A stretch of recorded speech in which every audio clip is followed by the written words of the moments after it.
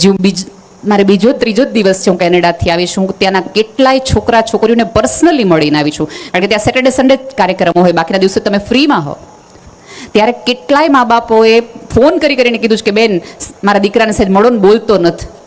મારી દીકરીને પૂછી જો ને કંઈક છુપાવતી હોય ને એવું લાગે છે.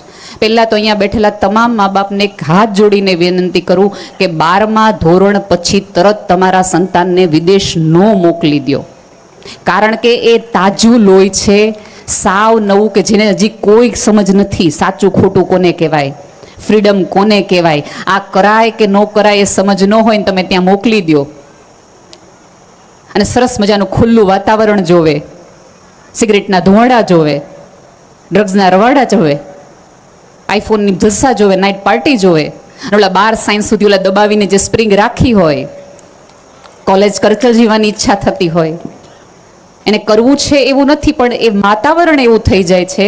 એના બદલે ગ્રેજ્યુએશન થઈ ગયું હોય તો એ બાળક મેચ્યોર થોડુંક થઈ ગયું હોય, એને થોડીક સમજ થઈ ગઈ હોય, પોતાની જાતને સ્ટ્રીમલાઇન કરી હોય. અને બીજી એક મોટી લોકો આપણે બધા ફરિયાદી કરે કે ન્યા જોઈને બેન છે ને 18 કલાક કામ કરે, ન્યા કચરા પોતા કરે, ન્યા રસોઈ કરે, પણ અહીંયા એકેય કામ ન કરે. શું કામ ન કરે?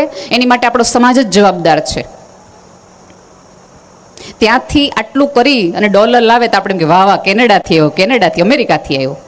એનો એ વ્યક્તિ ધારો કે એન્જિનિયર હોય, ગ્રેજ્યુએશન હોય, MBA કર્યું હોય અને બીજી કોઈ નોકરી કરતી હોય, અથવા તો અહીંયા માનો કે ત્યાં એ શોપમાં કામ કરતો હોય ને અહીંયા કોઈ કરિયાણાવાળાની દુકાને બાપુજીને ત્યાં કામ કરતો હોય, તો આપણે જ બધા કહીએ આ હું ભણ્યા લ્યો, MBA કર્યું તે કરિયાણાની દુકાને બેહવું પડે, આવા ભણાય જ નહીં. એટલે હું છોકરા સાંભળવા હટો અહીંયા રહીએ?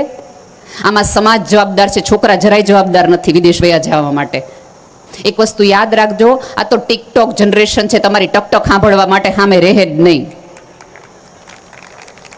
માતા પિતા તરીકે તમારી જવાબદારી છે કે સંતાનને ટેકો કરો, ટીકા નહીં.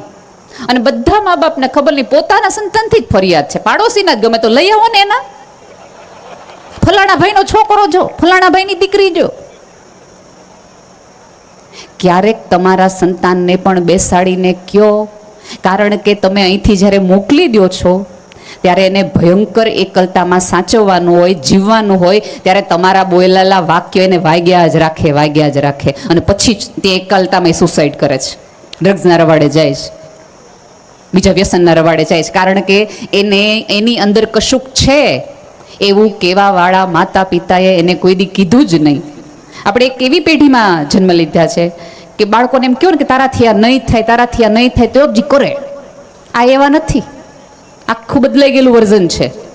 આને તમે એમ કહો ને તારા નહીં થાય, હા મેં આ તો નહીં થાય લ્યો, એ આપણે હતા ના હેનું નહીં કે નીકળી જતા હતા.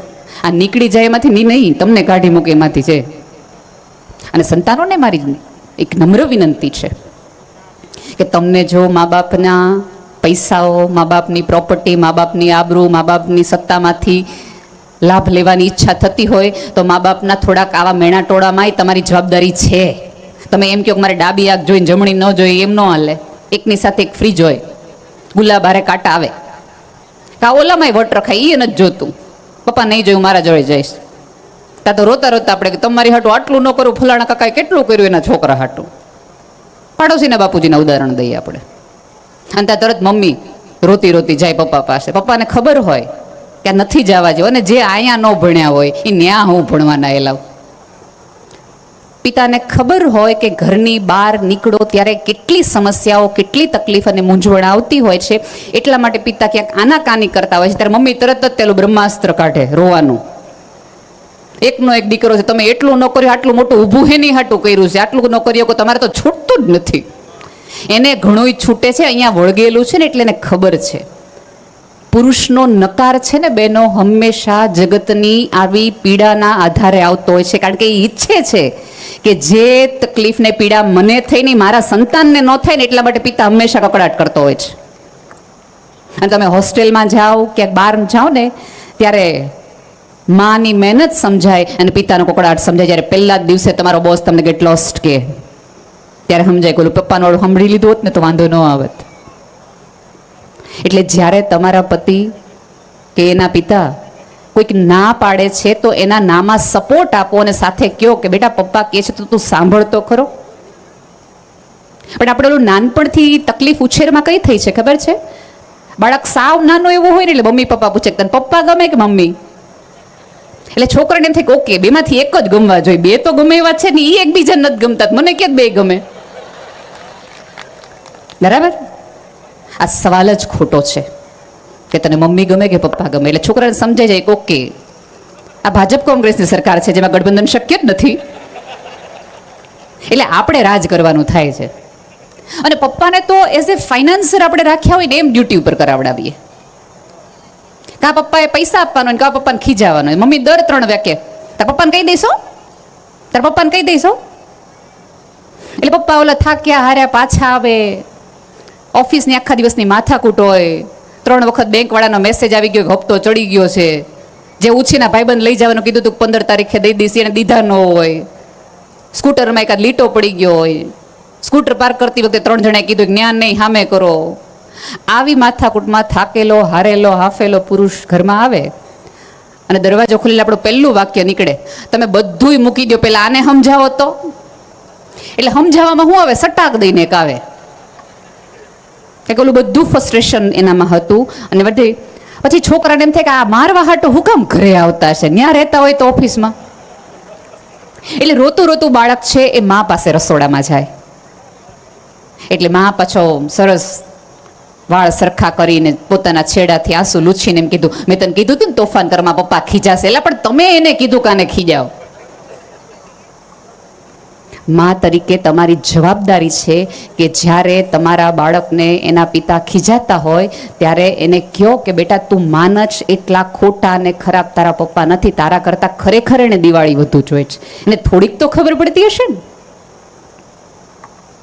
પણ આ તો જ્યારે સંતાન પિતાની ફરિયાદ કરે એટલે આપણે એમ કે એનો સ્વભાવ પહેલેથી આવો છે, તને ક્યાં નથી ખબર? મેં અનેકોને એક વાર કેટલા એવા પિતાઓ જોયા છે કે જ્યારે સંતાન માની ફરિયાદ પિતા પાસે કરે ને ત્યારે પિતા એમ કે તારે કહેવાની જરૂર નથી હો, એ તારી માં થાય છે.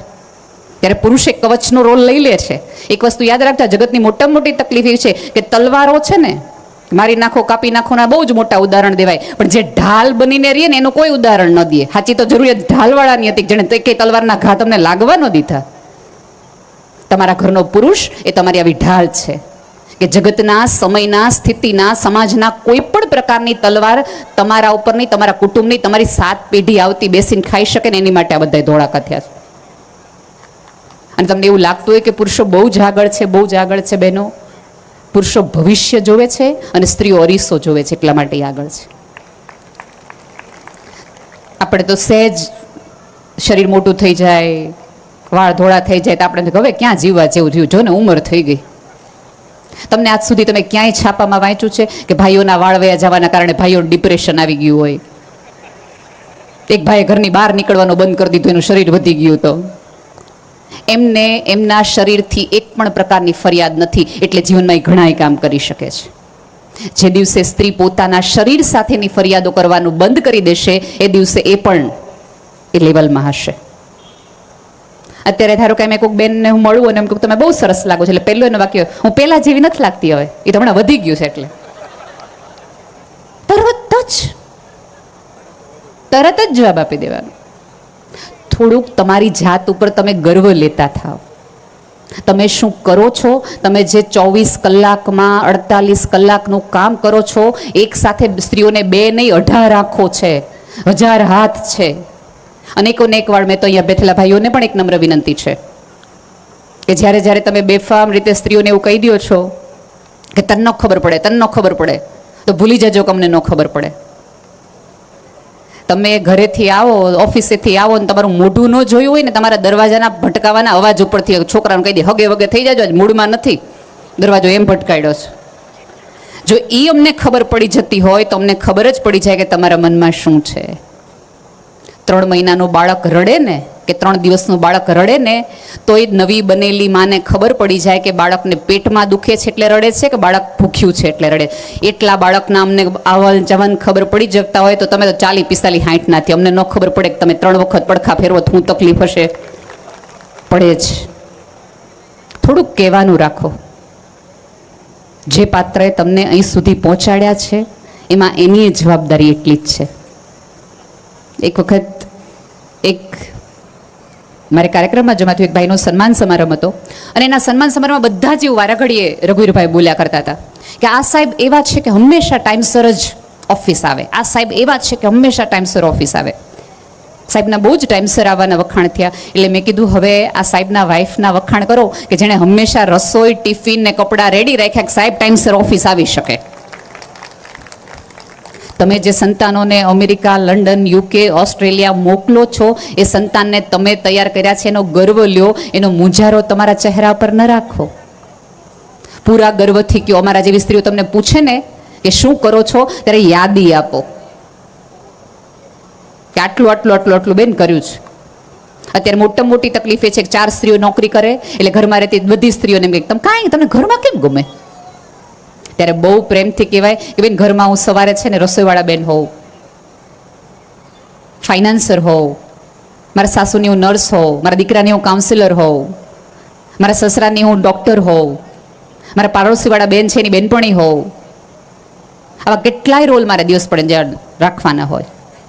પણ જે સભ્યતા સ્ત્રીનું સન્માન કરવાનું ચૂકી જાય છે એ સભ્યતા બહુ લાંબુ ટકતી નથી. અને પૂરી જવાબદારીપૂર્વક વાક્ય કહું છું કે જો તમે ઉમરાવાળીને રાજી ન કરો તો કોઈ ડુંગરાવાળી તમારાથી રાજી થાય એવું બને નહીં. ગમે એટલી માતાજીની જય બોલાવો અને પછી અમને અહીંયા લ્યો પગે, એનાથી કંઈ ફેર ન પડે. બે પેરેલલ થાય. સાહેબ જે સામે છે એની માટે નથી વંદન, તો ઓલું દેખાતી નથી માતાજી. એ આના સ્વરૂપે જ આવીને ઊભી રહે છે. તમને પીરસે છે ત્યારે અન્નપૂર્ણાના સ્વરૂપે આવે છે. તમારું ધન સાચવે છે. અને તમને ખબર છે, મોદી સાહેબને ખબર હતી કે આ બધી ગૃહલક્ષ્મીઓ છે. તમે દીધા હતા 500, નીકળ્યા હતા 5-5 હજારના બંડલો, યાદ છે ને બધાએ? એટલે તમારી લક્ષ્મીને પણ સવાઈ કરી દે છે. એટલે તમે જે દેવીના, અને આમાં એવું છે કે અમારા અંદર તો બધા જ પ્રકારની દેવીનો વાસ છે. સફેદ ફૂલ આપશો તમારી અંદરથી સરસ્વતી પ્રગટશે અને અમે મીઠાશથી તમારી સાથે વાત કરશું. સરસ રીતે પૂજા કરશો, સરસ રીતે બોલાવશો, થોડુંક સન્માન આપશો. મેં તો અનેક વાર કીધું છે કે સ્ત્રીને તમે જે આપો ને એ સવાયું કરીને આપે.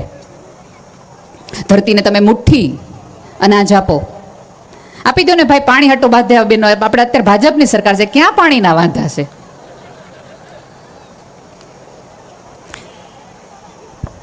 આ સંસ્કારની વાતો થતી દેખાડી દીધું. પાણી હટવું તો મેં કરીએ જ તે. સો બહેનોને તમે જે આપો એ ડબલ કરીને આપે. ધરતીને તમે કણ આપો, મુઠ્ઠીભર અનાજ, અને આખું વર્ષ ચાલે એટલું એ તમને ધાન આપે. ગાયને તમે ઘાસ આપો એ તમને દૂધ આપે. સ્ત્રીને તમે મકાન આપો એ તમને ઘર કરીને આપે. સ્ત્રીને તમે ક્ષણ આપો એ તમને સંતાન આપે. એનો અર્થ એ છે કે ઉપરવાળાએ અમારી સિસ્ટમ જ એવી બનાવી છે કે તમે અમને જે આપશો એ અમે તમને સવાયું કરીને આપીએ. તમે અમને સન્માન આપો, 2 ગણું આપીએ. તમે અમને પ્રેમ આપો, થોડોક અનહદ આપીએ. પણ તમે ગુસ્સો કરો એ ડબલ આપીએ. કારણ કે તમારે જે જોતો હોય તમારે અમને દેવું. બધા જ પ્રકારની દેવીઓનો મારી અંદર વાસ છે. તમારે જે દેવીના દર્શન કરવા હોય એ પ્રમાણે અમારે વ્યવહાર કરવો. મા કાળી અમારી અંદરથી જ પ્રગટે, બધા જ પ્રકારનું પ્રગટે. જ્યારે વાતો સ્ત્રીના સન્માનની, પુરુષની આવડતની, આ બંને ભેગા થાય ને તો જ સમાજ સ્વસ્થ બને. તમારા સંતાનો ઈચ્છતા હોય કે બહાર ન જાય તો એને ઘરમાં રહેવું ગમવું જોઈએ, એવું વાતાવરણ તમારે બનાવવું જોઈએ. એમને શું કામ વિદેશ વધુ જવું ગમે છે? કારણ કે ત્યાંનું ઘરનું વાતાવરણ એવું છે, થોડી ફ્રીડમ એવી છે. તો આપણે થોડીક આપીએ એમને, થોડીક એમની વિચારધારા પ્રમાણે જીવવાનો પ્રયાસ કરીએ. થોડુંક કે એમ પણ કહીએ 2 વખત એમની યારે પિઝા ખાધા હશે ને તો એ 4થી વખત તમારી યાર રોટલો ખાશે. પણ પેલી પિઝા લીધો એ ભેગો જ કકડાટ શરૂ કર્યો ને તે નક્કી કરશે કે આની સામે સાંભળવાનું થતું જ નથી, આની આગળ જવાનું કરતું જ નથી. એટલે તમે જો જ્યારે વિદેશ જાય છે ત્યારે મહિનાઓ સુધી કોમ્યુનિકેશન ઓછું રાખે છે. કારણ કે અહીંયા આવી ગયા હોય આપણી સલાહોથી. અને આપણે વિચારધારા એવી કરી નાખી. અને એમાંય આપણો વાંક એ છે કે જેટલી શ્રદ્ધા એમને ગૂગલ પર છે એટલી દાદાજી પર નથી. કારણ કે જ્યારે દાદા દાદી આપણા ઘરમાં વૃદ્ધ હોય એની સાથે આપણે વ્યવહાર એવો કરીએ છીએ એટલે સંતાનોને એમ થાય છે કે ઓકે, જ્યારે માણસને વાળ ધોળાવે, કરચલીઓ પડે પછી નકામો થઈ જાય છે, કારણ કે આપણે બિહેવ એવું કરીએ છીએ.